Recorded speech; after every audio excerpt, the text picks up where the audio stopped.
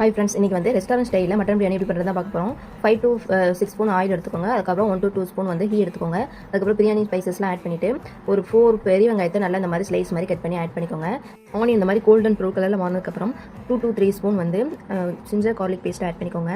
இது வந்து நல்லா பச்சை வாசம் போகிற வரைக்கும் நல்லா வதக்கிட்டு அதுக்கப்புறம் தக்காளி, புதினா, பச்சை மிளகாய் எல்லாமே சேம் டைமில் போட்டு நல்லா வதக்குங்க. நல்லா இந்த மாதிரி நல்லா வதங்கினதுக்கப்புறம் தான் நம்ம வந்து மசாலா ஆட் பண்ணணும்.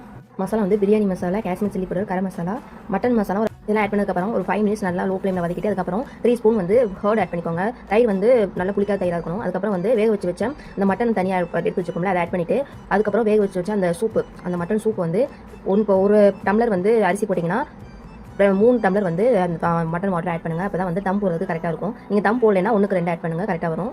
இந்த மாதிரி தண்ணி நல்லா ஊற்றினதுக்கப்புறம் தம் போட்டுருங்க. தம் வந்து தோசைக்கல் வைக்கும்போது அந்த தோசைக்கல் சூடாகிற வரைக்கும் வைங்க. அதாவது லோ ஃப்ளேமில் வச்சு சூடானதுக்கப்புறம் ஸ்டவ் ஆஃப் பண்ணிவிட்டு 20 மினிட்ஸ்க்கு அப்புறம் எடுத்திங்கன்னா டேஸ்ட்டான மட்டன் பிரியாணி ரெடி.